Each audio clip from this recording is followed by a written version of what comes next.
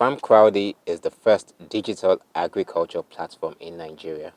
Farmcrowdy connects farm sponsors to real farmers and connects those real farmers to potential buyers. Today, I will be speaking with the founder and chief executive officer of Farmcrowdy, Onyeka Akumah. We talk about his very interesting journey to founding Farmcrowdy. He shares some of the interesting things they are working on, and we get an insight into the future of the agri-tech space.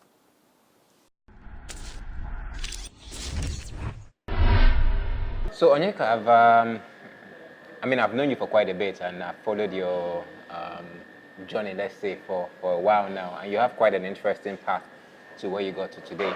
So, but can you share with our audience, a bit about your background? Okay. I'll start from wherever.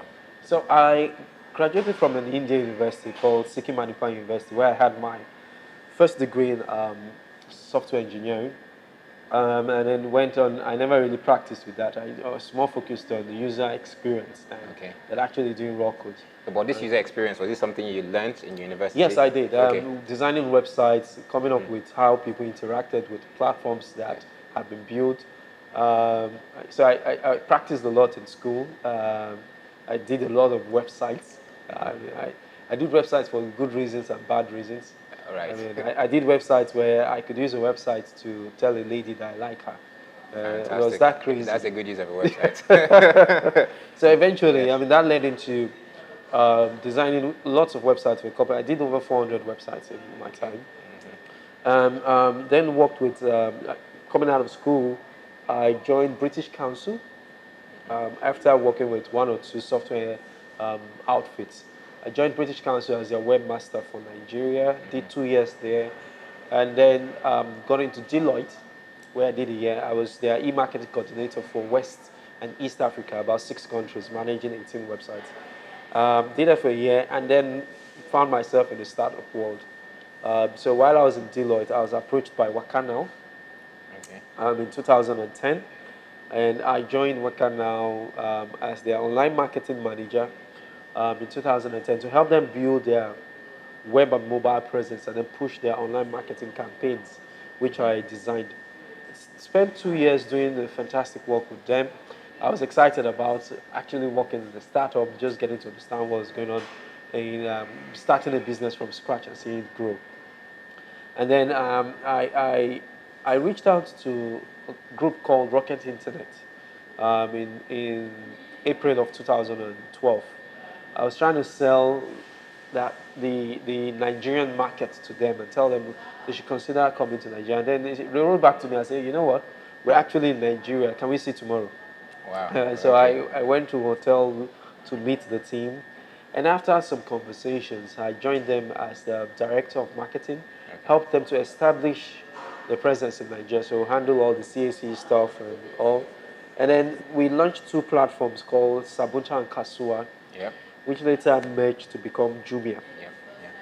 As I was director of marketing from the onset till Jumia became, so I was the first Nigerian employee on the team until Jumia then became a force, and eventually left Jumia 8 months into it. We had raised about 800 million naira at that time, and left to have 2 months in GTB to do some work as a consultant with them.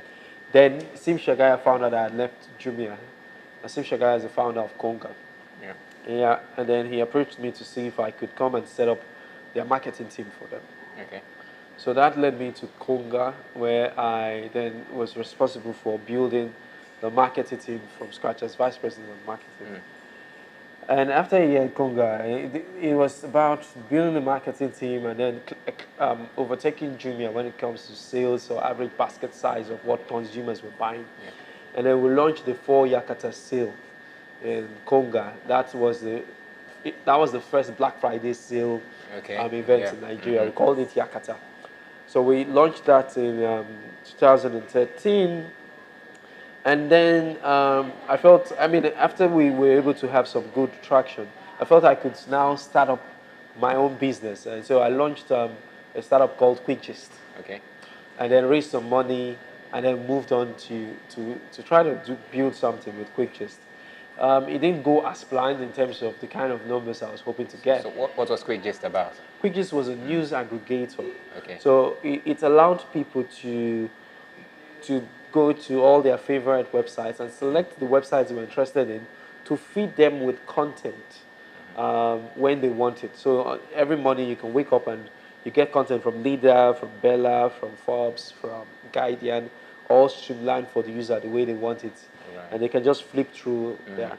So it grew very fast to about 200,000 downloads within a short while of 6 weeks. And yeah, we started, I mean, we then evolved from there to building our own, creating our own content. Okay.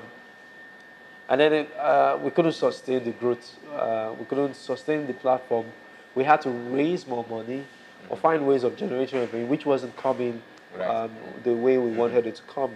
So I eventually had to sell parts of it to a newspaper house, and then joined the owners of Travel Better to help them launch Travel Better.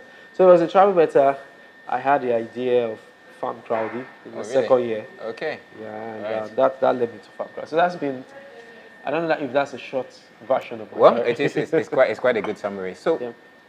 help me understand. You graduated with as a software engineer, essentially. Yep. But most of your career, or most of your career till Farmcrowdy, was mostly marketing. How did you move from the technical side to marketing? Was there a course you did, or was it just something that came naturally to you? So I love the art, and I always wanted to apply technology from an artistic point of view than arithmetic, logical point of view of creating software. So Okay. even if I came out of school, I mean, I was the best in my class in programming. I mean, to deal with Indians, I just come out the best. I had a first class Yeah. in first class in software engineering. But even if I did that, I wasn't as excited of creating the code as much as I was excited about designing websites. Yeah. So I had a mentor very early on, um, 2007, 2008, called Victor Kigo. Okay. I approached him, and I mean, a series of meetings led to him becoming my mentor. And I approached him, and we talked. And I asked him, what, if he looks at my career, what does he think I would be in the next 5 to 10 years? Yeah. And so we had a chat about that. And then he then landed on the notion that you can either be the CTO, the Chief Technology Officer of a company, Yeah. or the CMO, the Chief Marketing Officer of the company. So, but he told me to go and do research on both parties and see the lives of people that have grown to become CTOs and grown to become CMOs, and then decide what I wanted to be. So I went on LinkedIn. Okay. I started checking in the profiles of some of them. I checked the CMO of MTN, the CTO of MTN, the CMO of Airtel. Yeah. I was just checking all the companies that I could relate with that had base in Nigeria. And I said I wanted to be a CMO of a company by the time I was 30. And so, So what was it that you saw between CTO and CMO when you were checking those LinkedIn artistic profiles? way of doing things. Yeah. Customer, the way you focus on customers and the way you try to make them buy into whatever it is Okay. you're selling, Yeah. versus creating the solution that the customer wants. I can do that, but I felt I would be a lot more fulfilled in actually getting the customer to buy the solution that has been created Okay. than me being the one creating the solution. Wow. So that in itself just made the distinction for me to decide between the two parts. Right. Then also the life of the CMO was something I love more than the life of a CTO. Why is that? I think the better CTOs you find are a lot more reserved. Okay. And, they are not front. They are not. They don't get to face the media. I wanted to face the media. You want the I wanted limelight? to be in the limelight. I love. Right. I love the arts. I Okay. love music. I love the whole get on the stage and you're able to speak and convince people Sure. to buy something. That for me was something I wanted to relate with. So it helped me make the decision, and then I immediately started making sure all the roles I was applying for and getting were roles that were pointing me towards that. Right, okay. Until when I became the vice president of marketing in Conga, I felt Okay. like, okay, fantastic. We've now reached Where the you were meant level to I be. wanted Oh, to. fantastic. Okay, so we're going to talk about Farmcrowdy now, but you mentioned that 2 years into your experience at Travel Better, Yes. you just corrected me earlier. Yeah. So it's not Travel Better, it's Travel Travel Better. better. Yeah. Good. Um, so 2 years into your experience there, you got the idea for Farmcrowdy. So tell us about that. So what happened was in 2015, I mean, the entire country was saying diversify from oil. Okay. Number one place everybody was looking at was agriculture. Okay. So a lot of people wanted to invest in agriculture. I too wanted to invest in agriculture. But I heard so many stories of people that will invest 10 million or 20 million in a catfish farm. And then they will say, oh, one tsunami came and then Yeah. swept across the area, just took up the entire 20 million naira investment. Wow. Like, Yeah. okay, this is not Many what I want stories to like that. this is not what I want to do. You know, so but I was researching around who I would work with, a farmer I could work with. So I reached out to a friend of mine, Ifeanyi. He's now a co-founder, one of the co-founders of Farmcrowdy. And I said, Ifeanyi is the guy that knows everybody. Yeah, okay. He knows how to connect with everybody from Yes. top to bottom. So like, okay, do you have a farmer in your network that we can reach out to?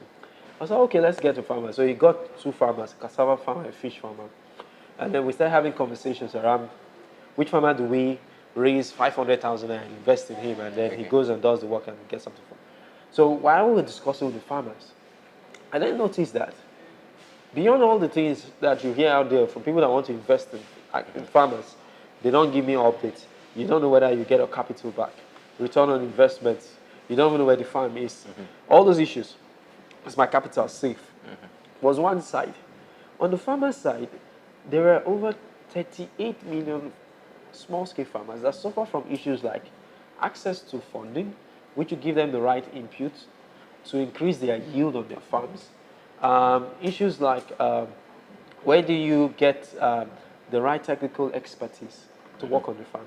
And then let's say the farmer has sorted all these issues.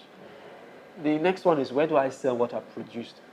So while speaking to those farmers and then researching, I had to travel to Ghana to meet a couple of people. I had to go to some states in Nigeria to meet some farmers, plus the ones I met through Fine. I then decided, okay, maybe if we're able to create a platform Okay. that will connect those guys that want to invest in these farmers, provide everything that makes them comfortable. They get the updates, they know where the farm is, and then when we get the money, we then get this farmer the right input, we get him technical knowledge, and then we get them the market to sell what they've produced. Yeah. That gave birth to a crowd of people coming together to farm. Okay. So we initially called it crowd farming, and then one day I just decided to flip it. Really? And then change it to, instead of crowd farming, just go farm crowd. You farm Farmcrowdy. crowds, then put the Y to make it nice. So where does technology and the digital side of things come into play in this whole ecosystem and this whole model? I think where technology comes into play is first in, there are different parts of the agricultural value chain.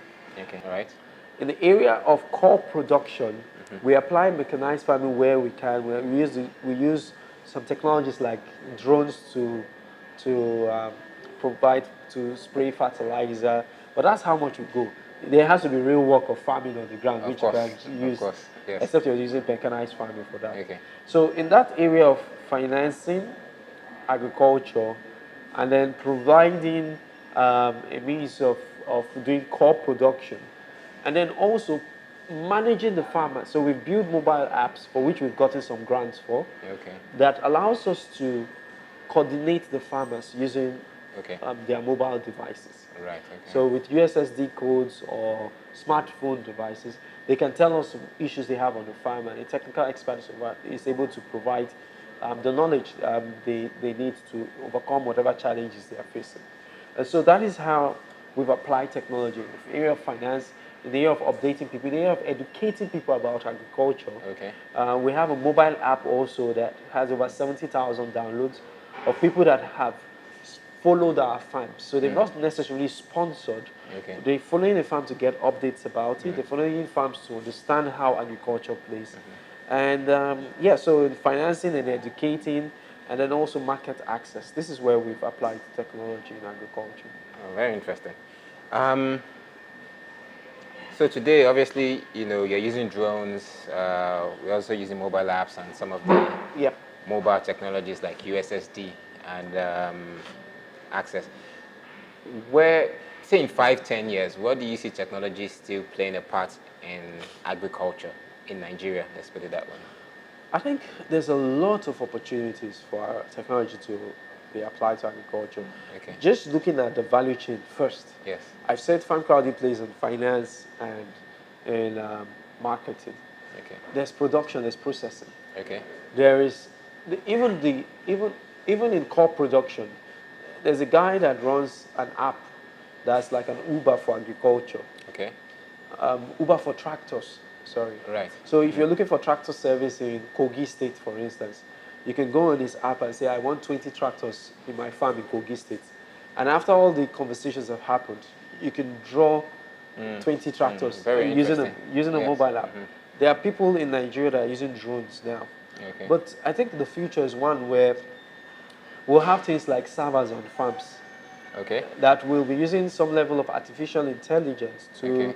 provide updates, real-time updates about what's going on the farm. Okay. From the soil to the plant, to giving feedback on weather, Okay. to allowing experts provide the right things that are needed for those farms. I think gradually we'll start seeing some of those applications.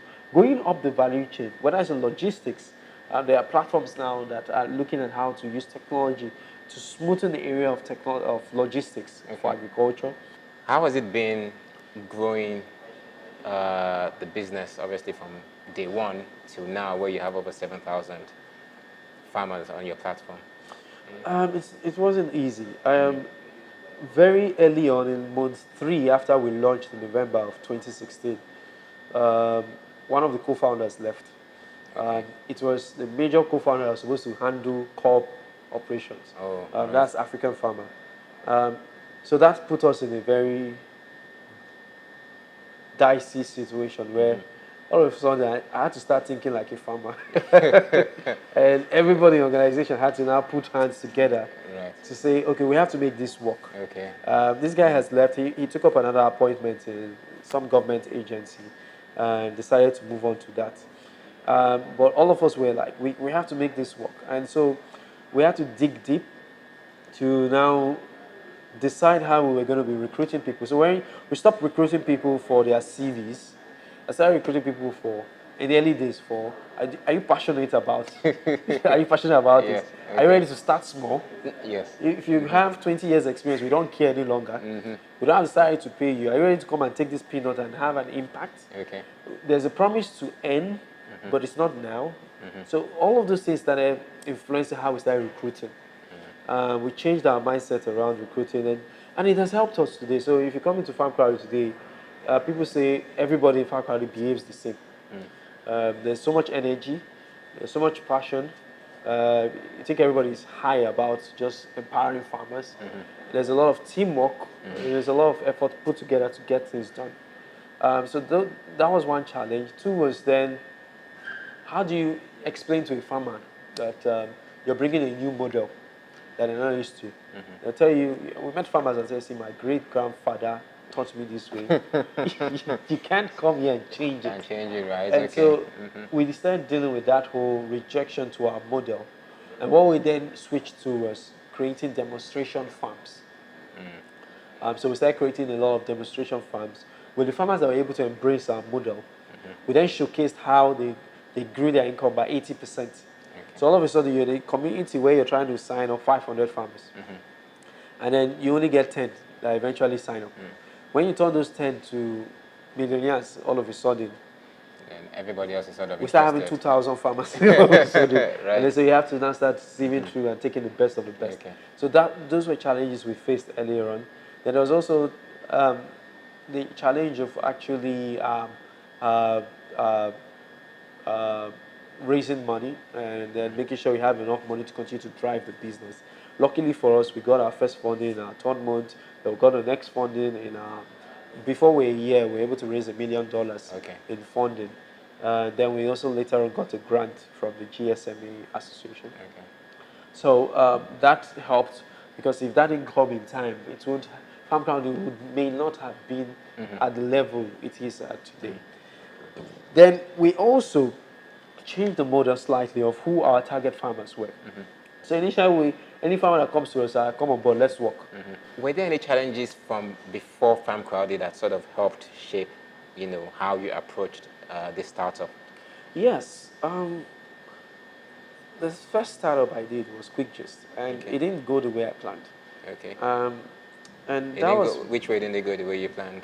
I felt it should have been a lot more successful than it was, Okay. and put more money in my pocket than it did. Yeah. But it didn't go that way, and, Okay. and I'll explain why. When we grew from 0 downloads to 200,000 downloads in 6 weeks, we then raised $50,000 in funding. As soon as I raised that money, I didn't continue with the same model. We then decided, okay, we have money now. Let's go and start creating our own content. Okay. And I didn't know what happened in 6 months, but we ran out of cash. And that taught me a very bitter lesson. And it has helped shape how we've run Farmcrowdy. One of the lessons was, even if you raise money, continue to do what you were doing originally when you started, and be very good at it.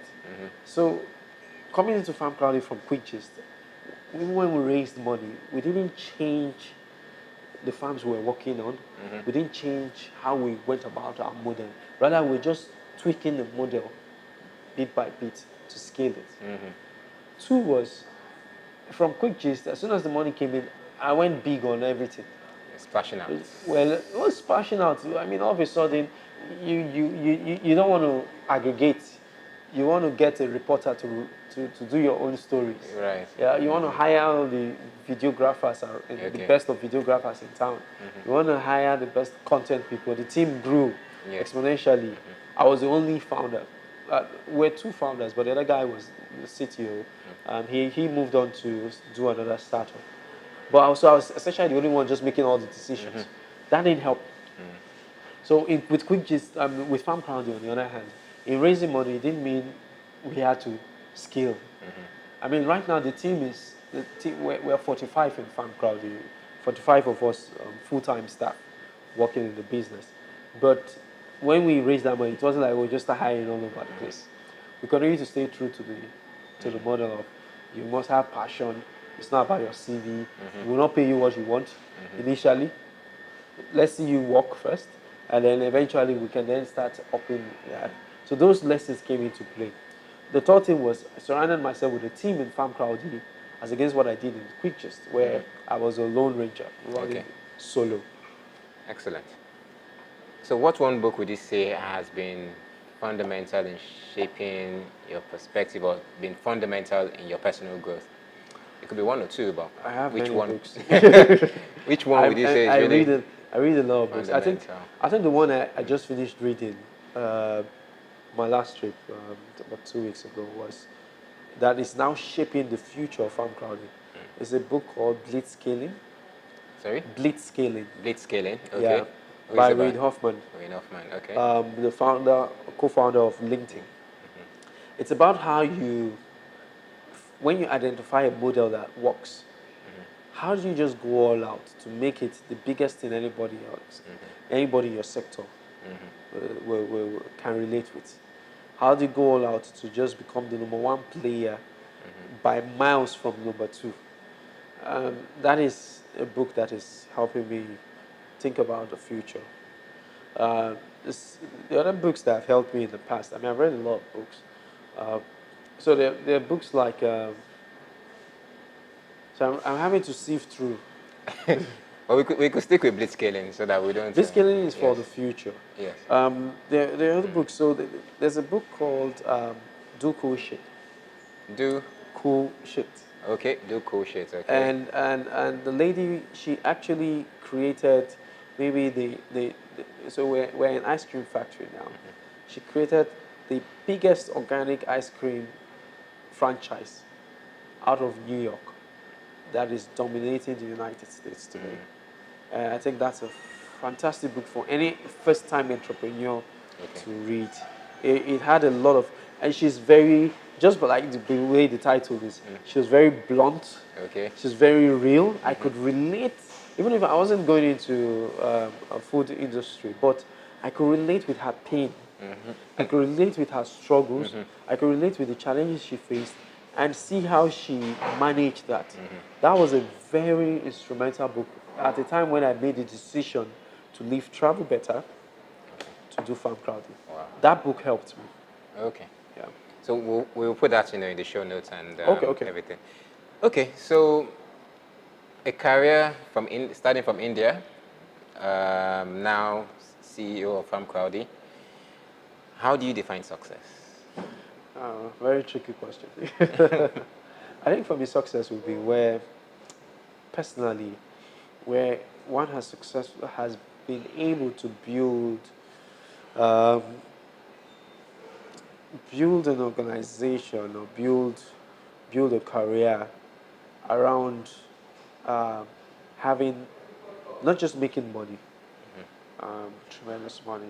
A lot of people define success by that, but like having an impact in people's lives, living true to your values throughout the journey, and then having tremendous impact for what you've created or the career you've chosen in people's lives.